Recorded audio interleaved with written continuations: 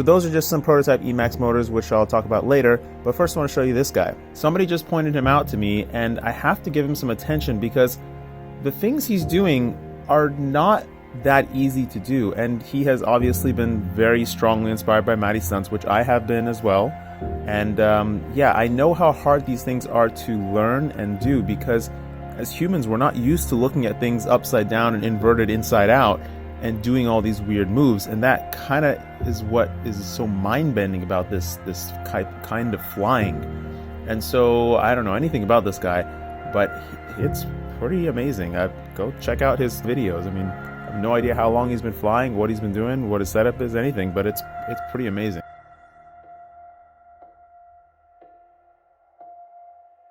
So I want to start off with something that I think is actually pretty positive.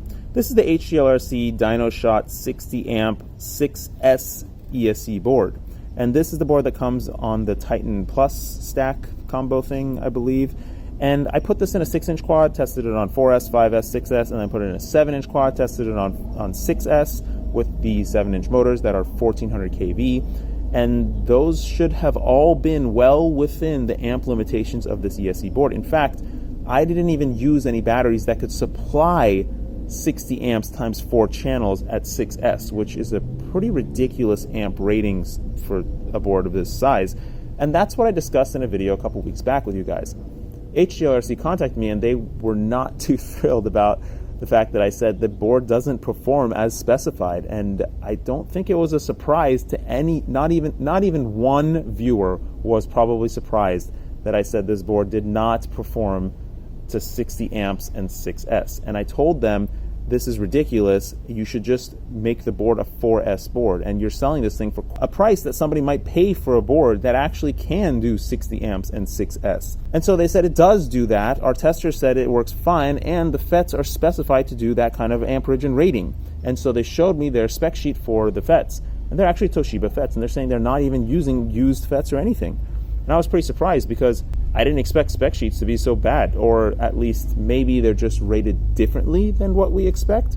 I don't know. So they went back and talked to their engineers, and they came back with this. They sent me a new ESC board. It has the same rating. It says on there still DynoShot 60 amp, but it comes with a rating sheet now of specified uses for the board. And as you can see, it's really only saying that you can use 6S on a pretty small motor with a very lightweight prop and low-ish kV. So yeah, that's more along the lines that I would expect the board to do. It's primarily just a 4S board, and it works just fine on 4S. They also said that they changed the FETs completely, so they're totally different. They're using a different brand, and they say they perform much better. And so, I mean, bravo to HGLRC. They handled this very, very well. They responded logically. They went back and tried to fix things and sent me a new one to try and make right on their promise of having a board that can do this rating, even though it's still written on the board incorrectly. So I know HGLRC doesn't have the best reputation, but what I wanted to share is that at least they don't want to make mislabeled or bad products. They want to make good stuff. And I think that's very positive, and I really appreciate the way they handled everything. All right, so now let's take a look at these guys.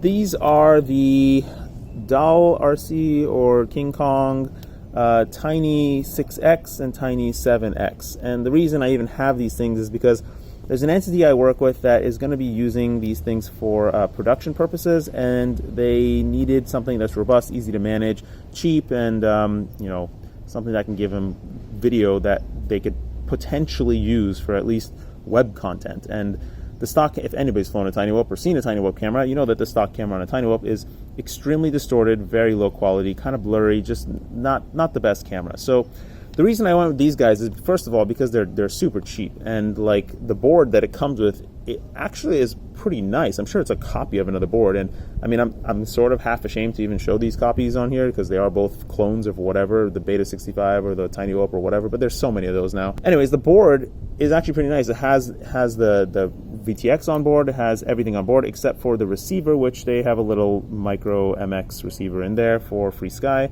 And so all I did was swap out the camera. So I swapped the camera out for the Runcam Nano. This is the Runcam Nano, and I'm really impressed with the quality of this camera. It's about on par with the Sparrow camera, the Sparrow 2 or Sparrow 3, whatever the most recent Sparrow camera is. It's pretty much on par with that camera, and the quality from this is pretty darn good.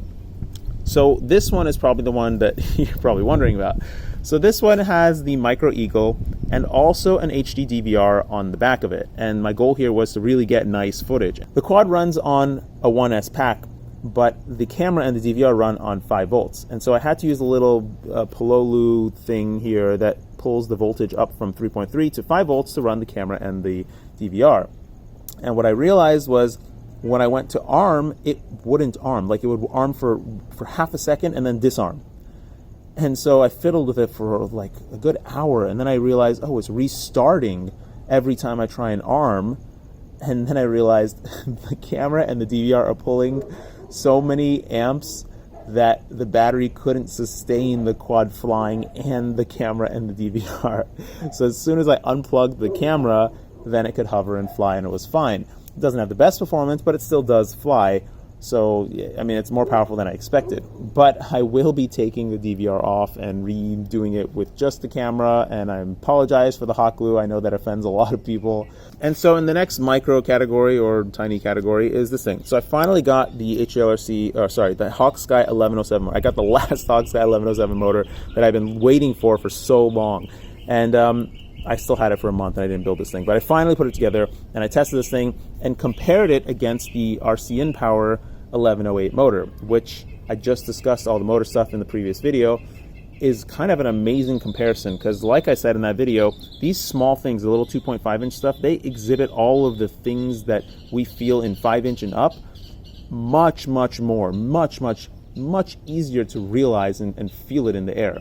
So comparing this motor to the RC Power 1108, the RC Power has very different construction quality. It is using weak magnets, has a very wide air gap, it doesn't have the thinnest laminations, it has square magnets, and the general construction of the motor is not as high level as we have come to expect from more modern motors. By comparison, the Hawksky is using the strongest magnets, has a microscopic air gap, curved magnets, super thin laminations, and that does make a difference. Even though it's 1 millimeter shorter, it feels very comparable to the 1108. So what I discussed in the previous video was the power band of motors and their height. So the 1108 does have a very wide power band, but if you have really strong magnets, really tight air, all that good stuff, you can actually expand the power band quite a bit by having all that really high-end construction in the motor.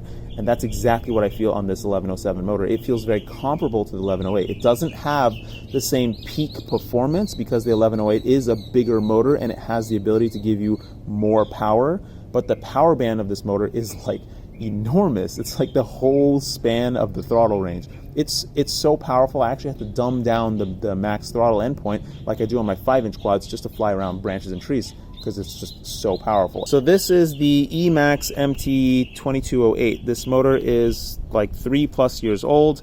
It's 1500 kV, and I was previously using it on this quad here with a 6S battery, and it performs shockingly well, and the 2208 stator does exactly as I expected. But this motor is using very old construction. It has a very wide air gap. It's got very thick, well, the thick magnets are actually a good thing. It's very modern, but they're square magnets, they're small magnets. It doesn't have the best laminations. It's just not the highest spec build quality motor, and that definitely shows in the flight performance.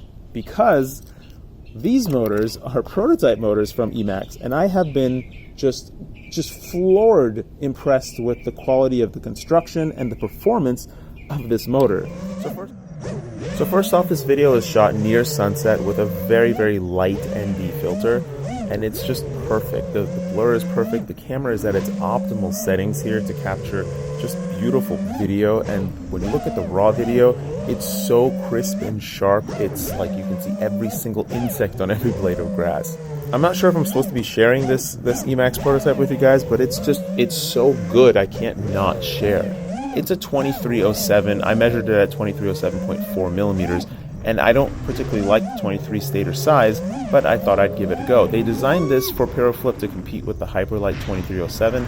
I don't know why they chose that motor to compete with, because it wasn't exactly the most popular Hyperlite motor, but it is what it is.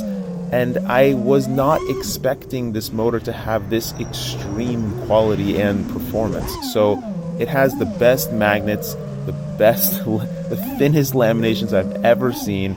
the air gap is minuscule. It even has a 9mm bearing in there. It has literally the best of all the features of a motor I can think of. Now, it is just a prototype and it's just for demo purposes, but I am just absolutely floored, impressed with this motor. The power of this motor is out of this world.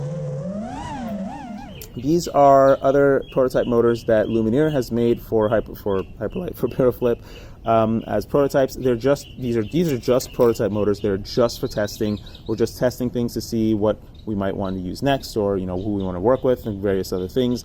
And they have the POPO shaft on them. And so I've been waiting for the HQ props, the HQ POPO props, because I'm not a huge fan of the gate breakers.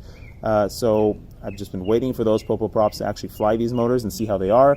I just built this thing today, actually, and surprisingly, so I usually build all my quads from stuff that people have returned, and that's a pretty common theme for me and Sergio to do. We just build stuff from everything that people return, because usually people that return stuff, they return it because they just don't know how to use it, and it's already been all soldered up and messed up, so like we just use it ourselves because we know how to fix it.